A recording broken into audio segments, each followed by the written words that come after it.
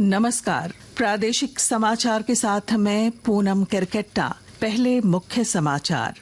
मुख्यमंत्री चंपाई सोरेन ने की ग्राम गाड़ी योजना की शुरुआत। रांची में अबुआ आवास योजना के 24,000 से अधिक लाभुकों के बीच किया स्वीकृति पत्र का वितरण। केंद्रीय मंत्री अर्जुन मुंडा कल खूंटी के 1 दिवसीय दौरे पर।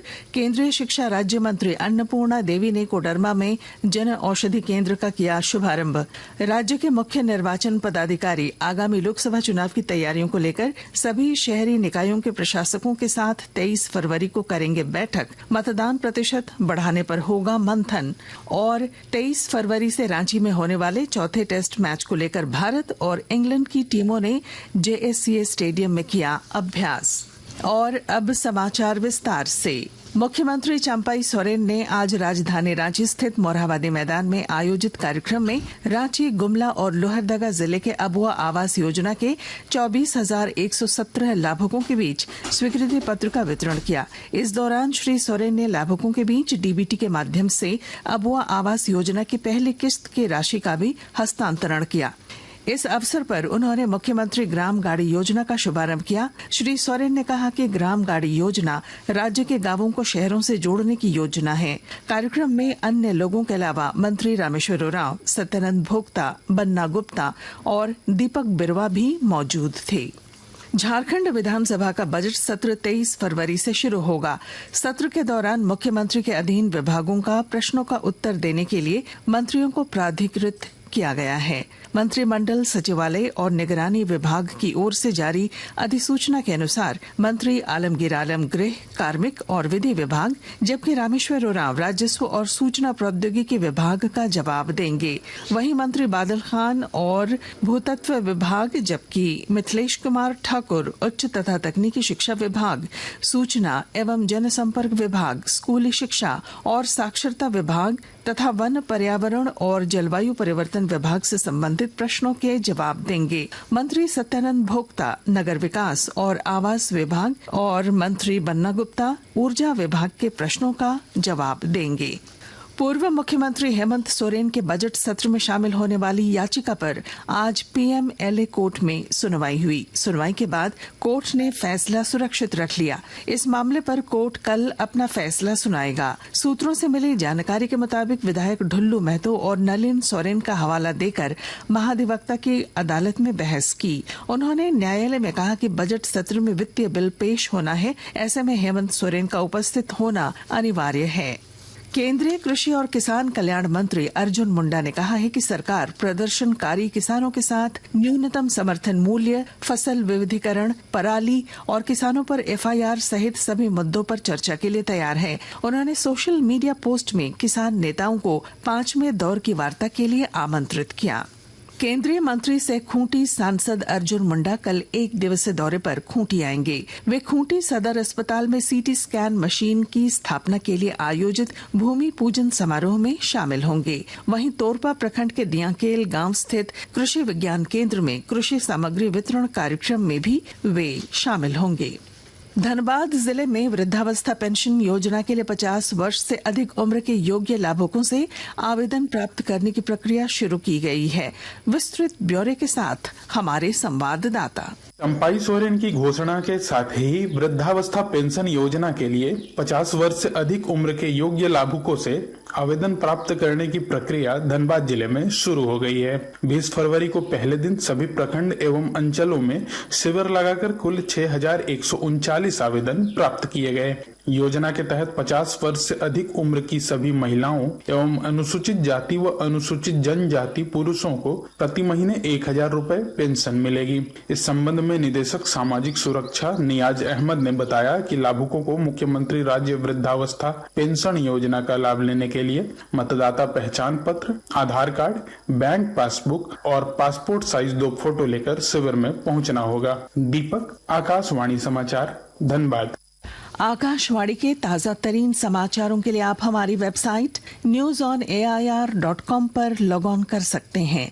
ताजा समाचार X handle @AIR news alerts और Facebook page all India radio news पर भी उपलब्ध है। आप प्रादेशिक समाचार एकांश के X handle @AIR news _Ranchi और फेसबुक, इंस्टाग्राम पेज तथा YouTube channel AIR news Ranchi पर भी हमारे बुलेटिन सुन सकते हैं। प्रादेशिक समाचार आप आकाशवाणी रांची से सुन रहे हैं। शेष समाचार इस विराम के बाद। आकाशवाणी रांची के प्रादेशिक समाचार एकांश की प्रस्तुति भारत विकास डायरी। इसमें आप अपने लोकसभा क्षेत्र की जानकारी हासिल कर सकेंगे। तो सुनिए, 21 फरवरी से 9 मार्च तक सोमवार से शुक्रवार रात 8 से सवा 8 बजे तक आकाशवाणी रांची से भारत विकास डायरी। प्रादेशिक समाचार में आपका फिर स्वागत है। राज्य के मुख्य निर्वाचन पदाधिकारी के रवि कुमार की अध्यक्षता में आगामी लोकसभा चुनाव की तैयारियों को लेकर सभी शहरी निकायों के प्रशासकों के साथ 23 फरवरी को बैठक होगी। बैठक में शहरी क्षेत्रों में मतदान प्रतिशत बढ़ाने पर मंथन किया जाएगा और निर्वाचन आयोग के दिशा निर्देशों से भी अवगत कराया जाएगा। झारखंड कर्मचारी चयन आयोग के अध्यक्ष नीरज सिन्हा ने अपने पद से इस्तीफा दे दिया है। अपने इस्तीफे से संबंधित पत्र उन्होंने मुख्य सचिव को लिखा है। अपने पत्र में उन्होंने कहा है कि वे व्यक्तिगत कारणों से इस पद से त्यागपत्र दे रहे हैं। विकसित भारत संकल्प यात्रा के रांची के डोरंडा आगमन पर स्थानीय लोगों ने गर्मजोशी से स्वागत किया। पिछले 2 महीनों के अंदर यह दूसरा मौका था जब विकसित भारत संकल्प यात्रा रथ यहां पहुंची। इस दौरान स्थानीय लोगों ने LED वैन के जरिए केंद्र सरकार की जन कल्याणकारी योजनाओं की जानकारी ली और यहां मौजूद स्वयं सेवकों से बात कर अपनी शंका दूर की। मौके पर लाभुकों ने केंद्र सरकार की कल्याणकारी योजनाओं से उनके जीवन में आए बदलाव की कहानी साझा की। केंद्रीय मंत्री अर्जुन मुंडा और केंद्रीय आयुष मंत्री सर्बानंद सोनोवाल ने आज सार्वजनिक स्वास्थ्य पहल के माध्यम से जनजातीय क्षेत्रों में एकलव्य आदर्श आवासीय विद्यालयों में बच्चों के स्वास्थ्य आवश्यकताओं को पूरा करने के लिए एक संयुक्त पहल की घोषणा की। इस परियोजना का लक्ष्य एनीमिया, हीमोग्लोबिनोपैथिस, कुपोषण और तपेदिक पर विशेष ध्यान देने के साथ देश के 14 राज्यों में चिन्हित 55 EMRS के कक्षा 6 से 12वीं में नामांकित 10 से 18 वर्ष आयु वर्ग के छात्रों की सामान्य स्वास्थ्य स्थिति की जांच करना है। केंद्रीय शिक्षा राज्य मंत्री अन्नपूर्णा देवी ने आज भारतीय जन औषधि परियोजना के तहत कोडरमा सदर अस्पताल में जेनेरिक मेडिकल स्टोर का उद्घाटन किया। इस मौके पर उन्होंने कहा कि लोगों को सस्ती और बेहतर स्वास्थ्य सुविधा उपलब्ध कराना प्रधानमंत्री नरेंद्र मोदी की सोच है। इसके तहत देश में 11,792 जन औषधि केंद्र का शुभारंभ सदर अस्पताल परिसर में किया गया है। कुछ संक्षिप्त खबरें।